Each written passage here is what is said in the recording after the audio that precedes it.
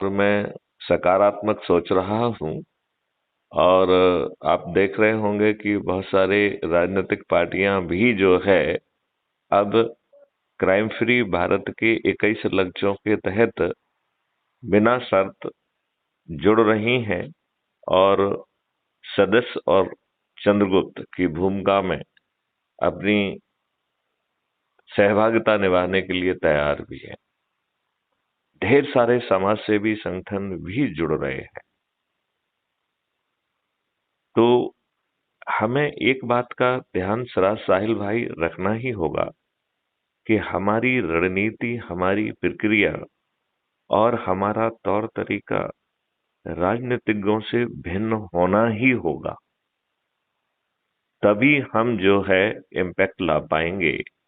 एक बार लोगों ने जुड़ना चालू किया तो आप इसे कोई रोक नहीं पाएगा, ये जन सैलाब जुड़ जाएगा। जिस मॉडल की हम बात कर रहे हैं वो मॉडल उस समय का है जब टेक्नोलॉजी यूज नहीं हो रही थी। आज आपको यदि 20 लाख लोग या बहुत सारे लोगों को जो है ना 20-20, 10-10 लाख लोग जो फॉलो कर रहे हैं और वो इनको पोस्ट को वहां भेज रहे हैं और वो पोस्ट पब्लिक पढ़ रही है और बता रही है कि मैंने आपकी पोस्ट पढ़ी है। और वो चीज जो है जब आप YouTube पे देखते हैं तो वो कम लोग दिखाई देते हैं देखने वाले। इसका मतलब है कि सत्ता में बैठे लोगों ने इनको भी प्रभावित किया है, तो ये बाधित भी कर रहे हैं, सही आंकड़े भी नहीं दिखा रहे हैं। इसका सीधा मतलब है कि हमें इंतजार करना होगा और जो भी समाज सेवी संगठन, जो भी लोग जुड़े हुए हैं, उन्हें ये सब बातें अपने ग्रुप में शेयर करना होगी और उन्हें अपने लेवल पर बिना विलंब किए, यदि वो निडर और निर्भीक हैं, तो संगोष्ठियां प्रारंभ करना चाहिए। उन्हें चंद्रगुप्त के रूप में रजिस्ट्रेशन भी करना चाहिए। वो सब चीजें अवेलेबल हैं। अभी हमने एक ऐप का क्राइम फ्री भारत, अपराध मुक्त भारत मिशन टेलीग्राम ऐप की लिंक भी सभी को भेजी थी। मैं सभी लोगों से आपके माध्यम से भी ये अनुरोध करना चाहूंगा कि उस लिंक के माध्यम से टेलीग्राम ऐप से जुड़ें और इसके बाद आगे जाके जो है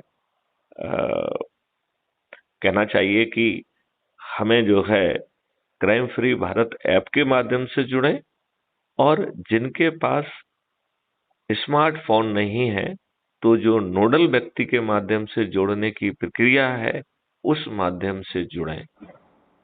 हम यहाँ पर यह भी कहना चाहेंगे कि हमारी जनता बहुत सारी गरीब है, तो जो दुष्ट राजनेता चाहे लाडली बहना के तहत या किसी अन्य योजना के तहत फ्री भी बांट रहे हैं, दारू बांट रहे हैं, साड़ी बांट रहे हैं, अपने लाभ के लिए विभिन्न बेनिफिट बांट रहे हैं, उन्हें भर भर के लिया जाए और ज्यादा बड़े डिटर्मिनेशन के साथ चंद्रगुप्त की शपथ लें और यदि डरे हुए हैं तो सदस्य की शपथ लें और ये प्रक्रिया 10 दिन में अपने शिखर पर पहुंच सकती है।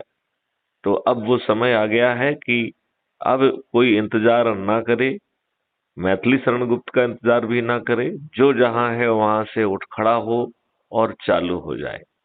बहुत जल्दी इसके लिए हम पत्रकार वार्ता भी करेंगे, लेकिन मुझे इस बारे में कोई भ्रम नहीं है कि बहुत कम पत्रकार जो है चीजों को छापेंगे, क्योंकि यह किसी न किसी के दल भगत बन गए हैं, दल गुलाम बन गए हैं और गोदी पत्रकार बन गए हैं।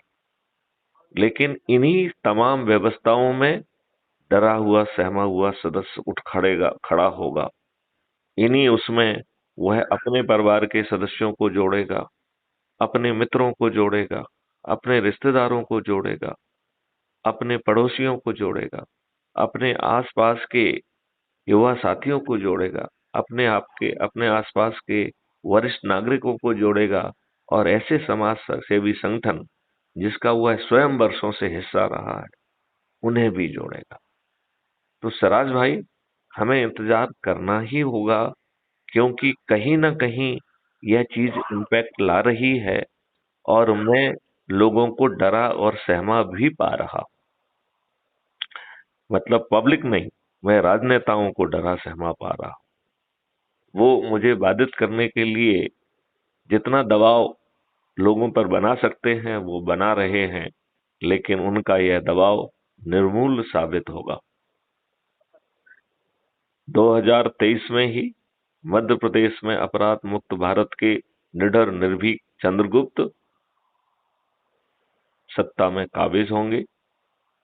21 लक्षों सहित महापरिवर्तित भारत भी जमीन पर आएगा, जिसमें अंग्रेजों के बनाए हुए नियम कानून, जिनकी सोच चिंतन बहुत स्पष्ट थी कि भारतीयों को खड़े नहीं होने देना है, भारतीयों को अपमानित करना है, उत्पीड़ित करना है, प्रक्रिया में फंसाकर न्याय का ढकोसला करते हुए न्याय ना मिले और न्याय पाने की उम्मीद में उनके घर बार बिक जाएं, ऐसी व्यवस्था उन्होंने खड़ी की। चंद मुट्ठी भर अंग्रेजों ने भारतीयों का दमन किया, दलन किया, शोषण किया। यह निर्लज्जता का विषय है कि हमारे राजनेताओं ने वही नियम कानून, प्रशासनिक और जुडिशियल व्यवस्था हमारे ऊपर थोप के रखी है। अब समय आ गया है कि इसमें आमूल चूल परिवर्तन हो। अब समय आ गया है कि व्यवस्था पारदर्शी, अकाउंटेबल, संवेदनशील हो। ऊंचे पदों पर बैठे हुए लोग यदि सही निर्णय सही समय पर नहीं लेते हैं तो उन्हें लाखों का हर्जाना देने का कानूनी प्रावधान बनाया जाए। शासकीय सेवा में जो गुलामी है उसे हटाकर सभी अधिकार सभी शासकीय सेवकों को उनके काम के आधार पर, उनके परफॉर्मेंस इंडेक्स के आधार पर उनकी पदोन्नतियां होंगी, उनकी पदस्थापनाएं होंगी। वह अपनी पदस्थापनाएं अपने परफॉर्मेंस के आधार पर खुद कर पाएंगे। उनकी जो वेतन है, जो कि रेवेन्यू स्ट्रीम